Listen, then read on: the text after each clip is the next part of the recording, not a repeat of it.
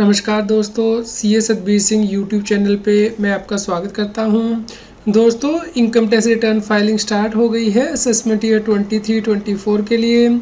दोस्तों, इसके लिए इनकम टैक्स के पोर्टल पे एक्सेल बेस्ड यूटिलिटी भी उपलब्ध करा दी गई है ITR 1 के लिए, यानी कि जो इंडिविजुअल हैं जो कि रेजिडेंट है other than not ordinary resident और जिनकी टोटल इनकम 50 लाख रुपीज़ तक है, उनकी इनकम सैलरी से है, एक हाउस प्रॉपर्टी से, अदर सोर्सेज से और एग्रीकल्चर इनकम अप टू 5000 है, तो वो एक्सेल बेस्ड यूटिलिटी का यूज़ कर सकते हैं और अपनी रिटर्न को फाइल कर सकते हैं असेसमेंट ईयर 23-24 के लिए।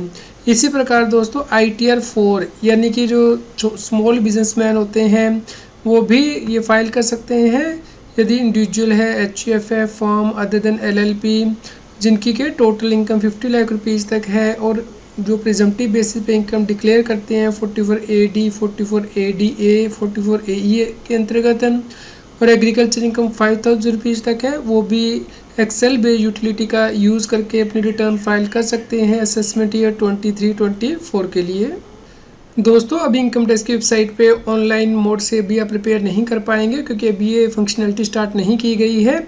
आप इनकम टैक्स की वेबसाइट पे लॉगिन करेंगे, ई फाइल में जाएंगे, इनकम टैक्स रिटर्न में जाएंगे, फाइल इनकम टैक्स रिटर्न पे क्लिक करेंगे तो यहाँ पे अभी ऑनलाइन मोड एक्टिव नहीं हुआ है, तो आप यहाँ पे असेसमेंट ईयर 23-24 चूज़ करेंगे, फाइलिंग टाइप ओरिजिनल चूज़ करेंगे और नॉट लायबल फॉर ऑडिट और उसके बाद आप ITR फॉर्म चूज़ करेंगे, ITR 1 या ITR 4 और कंटिन्यू बटन पे प्रेस करेंगे।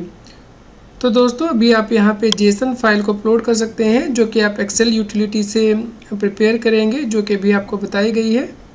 तो दोस्तों, आप इनकम टैक्स की वेबसाइट से एक्सेल यूटिलिटी को डाउनलोड कर लेंगे, ये जिप फाइल में होगी, उसके बाद आपको एक्सट्रैक्ट करना है जिससे कि अनजिप हो जाएगी और उसके बाद ही आप इस फाइल को यूज़ कर पाएंगे। दोस्तों, यदि आप ITR प्रिपेयर कर रहे हैं तो सबसे पहले आप प्रीफिल डेटा डाउनलोड कर लीजिए। इनकम टैक्स की वेबसाइट पे लॉगिन करके ई फाइल में जाके इनकम टैक्स रिटर्न में जाके यहाँ पे डाउनलोड प्रीफिल डेटा पे आपको क्लिक करना है ताकि आपकी कुछ बेसिक डिटेल ऑटोमेटिकली आपकी ITR में चली जाए, जैसे कि आपका name, address, pan number extra. तो यहाँ पे आप असेसमेंट ईयर चूज़ करेंगे और यहाँ पे डाउनलोड पे प्रेस करेंगे। दोस्तों, उसके बाद आपने जो एक्सेल फाइल डाउनलोड की है उसे आप ओपन करेंगे तो यहाँ पे सबसे ऊपर जो मैक्रोज हैं वो आपको इनेबल करने हैं, तो यहाँ पे आपको ऑप्शन पे प्रेस करना है और जो मैक्रोज हैं वो इनेबल करने हैं, इनेबल द कंटेंट, ओके। तो दोस्तों, यहाँ पे जो ग्रीन सेल है वो डेटा एंट्री के लिए है, जो रेड लेबल है इस शीट में वो मैंडेटरी फील्ड है। आप Ctrl+X या Ctrl+V यानी कि cut and copy paste use नहीं कर सकते हैं, आपको डेटा एंट्री करनी है। तो यहाँ पे जैसे रेड सेल है, लास्ट नेम मैंडेटरी है, पैन नंबर मैंडेटरी है, डेट ऑफ बर्थ ये फील्ड मैंडेटरी है। तो दोस्तों, सबसे पहले आपको यहाँ पे इनकम डिटेल की जो शीट है वो फीड करनी है, उसके बाद TDS एंड TCS की शीट आप फिल कर सकते हैं यहाँ पे और उसके बाद यदि आपने कोई डिडक्शन क्लेम किया तो वो भी फिल कर सकते हैं, जैसे कि 80D की डिडक्शंस होती है मेडी क्लेम की, या फिर 80G के अंतर्गत यदि आप ओल्ड रजीम को ऑप्ट कर रहे हैं, 80GGA donation for scientific and rural development. तो जब आप ये टैब फिल कर लेंगे उसके बाद आपको टैक्स पेड एंड वेरिफिकेशन की टैब में डिटेल फिल करनी है। लेकिन दोस्तों, यहाँ पे आप सबसे पहले जो प्री फिल डेटा वो इंपोर्ट कर लीजिए। यहाँ पे इंपोर्ट प्री फिल की यहाँ पे टैब दी गई है, तो यहाँ पे अभी हमने जो डेटा डाउनलोड किया है इनकम टैक्स की वेबसाइट से उसे यहाँ पे इंपोर्ट करेंगे।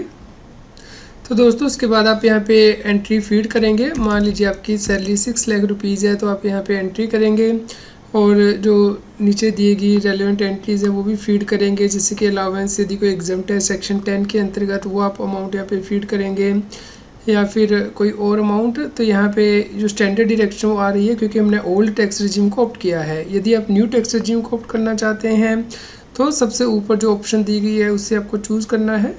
तो यहाँ पे देखिए, are you opting for new tax regime under section 115BAC, यहाँ पे आपको येस करना है यदि आप न्यू टैक्स रजीम को ऑप्ट कर रहे हैं। यदि आप पुराने को ऑप्ट करते हैं तो यहाँ पे नो करेंगे।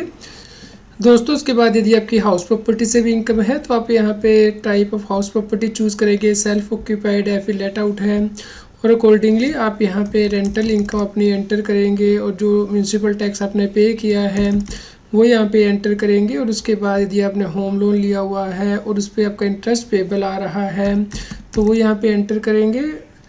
तो इस प्रकार आप यहाँ पे एंट्री कर देंगे और उसके बाद इनकम फ्रॉम अदर सोर्सेज के अंतर्गत यदि आपकी बैंक से सेविंग बैंक से इंटरेस्ट इनकम है या पोस्ट ऑफिस से या फिर एफडीआर से इंटरेस्ट इनकम है, या इनकम टैक्स का आपको रिफंड मिला है उस पर इंटरेस्ट इनकम है, या फैमिली पेंशन है, तो वो डिटेल आप यहाँ पे एंटर करेंगे। मान लीजिए आपकी सेविंग बैंक से इनकम है तो आप यहाँ पे एंटर करेंगे। तो दोस्तों यहाँ पे जब आप सेविंग बैंक से इंटरेस्ट इनकम एंटर करेंगे तो उसकी सेक्शन 80 TTA या फिर 80 TTB के अंतर्गत डिडक्शन भी मिलती है, मैक्सिमम अप टू 10,000 रुपीज़। और 80 TTB सीनियर सिटीजन के लिए होती है तो 50,000 रुपीज़ तक। तो यहाँ पे आप मैक्सिमम 10,000 रुपीज़ तक की डिडक्शन ले सकते हैं यदि आपका अमाउंट 10,000 रुपीज़ से ज़्यादा है सेविंग बैंक का नीचे डिडक्शन के अंतर्गत। और दोस्तों यदि आप सीनियर सिटीजन है तो यहाँ पे 80 TTB के अंतर्गत डिडक्शन क्लेम करेंगे। इसके अलावा यदि आपकी कोई और डिडक्शन है, जैसे कि आपने लाइफ इंश्योरेंस प्रीमियम पे किया है, तो वो आप यहाँ पे 80C के अंतर्गत एंटर करेंगे, या फिर कोई और रेलिवेंट डिडक्शन यहाँ पे आप एंटर करेंगे। और उसके बाद आपकी यहाँ पे नीचे डिडक्शंस के बाद जो टोटल इनकम है वो आ जाएगी।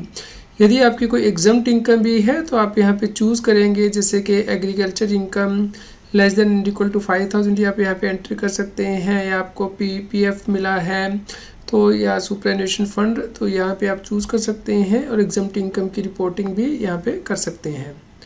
दोस्तों यदि आपकी मेडिक्लेम इंश्योरेंस पॉलिसी है तो आप यहाँ पे सेक्शन 80D के अंतर्गत ये जो सेपरेट टैब दी गई है इसे फिल करेंगे। और यदि आपने डोनेशन भी दी है उसकी डिडक्शन क्लेम करना चाहते हैं ओल्ड टैक्स रेजिम में, तो ये नीचे 80G की टैब ऐसे फिल करेंगे, या फिर 80GGA का जो शेड्यूल है वो फिल करेंगे, जिसके बाद की डिटेल ऑटोमेटिकली आपकी फर्स्ट टैब यानी कि इनकम टैक्स डिटेल में चली जाएगी यहाँ पे 80GGA टैक्स के अंतर्गत।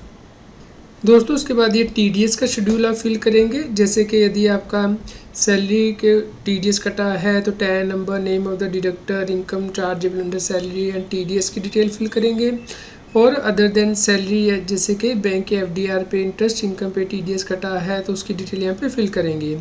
दोस्तों नॉर्मली आपको 15 जून के बाद ये डिटेल अवेलेबल होती है TDS CPC के पोर्टल पे, तो आप उसके बाद ही अपनी ITR फाइल करें, क्योंकि उस डेट तक ही TDS की रिटर्न फाइल की जाती है डिडक्टर के द्वारा। तो आप अपनी TDS की डिटेल चेक करने के बाद ही अपनी ITR को फाइल करें। तो उसके बाद आप TCS का शेड्यूल यहाँ पे फिल कर सकते हैं। तो जब आप ये सभी डिटेल फिल कर लेंगे तो आपको टैक्स पेड एंड वेरिफिकेशन की टैब पे जाना है, और यहाँ पे दोस्तों कैलकुलेट टैक्स बटन पे प्रेस करना है।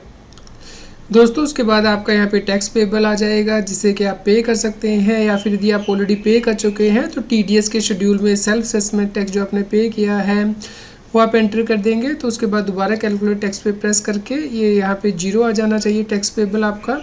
तो उसके बाद दोस्तों आप यहाँ पे जनरेट जेसन फाइल के बटन में प्रेस करके जेसन फाइल जनरेट करेंगे और इनकम टैक्स के पोर्टल पे अपलोड करेंगे। उम्मीद करते हैं दोस्तों आपके लिए यह न्यूज़ यूज़फुल रही होगी। कृपया लाइक करें और शेयर करें ताकि सभी लोगों तक ये जानकारी पहुंच पाए और वो इनकम टैक्स की कॉम्प्लायंस कर पाएँ। रेगुलर GST और टैक्स अपडेट के लिए इस चैनल को सब्सक्राइब करें। फ्रेंड्स, आप TDS, इनकम टैक्स, GST और अकाउंटिंग सॉफ्टवेयर ऑडिट ट्रेल के साथ कॉम्प्लायंस आसानी से कर सकते हैं। इन सॉफ्टवेयर के डेमो देखने के लिए आप हमें मोबाइल नंबर के साथ ईमेल कर दीजिए taxil@gmail.com पर। आप हमें Telegram app CA Satbir Singh Taxil पे ज्वाइन कर सकते हैं ताकि आप GST और इनकम टैक्स के रेगुलर अपडेट अपने मोबाइल पर ही प्राप्त कर सकें।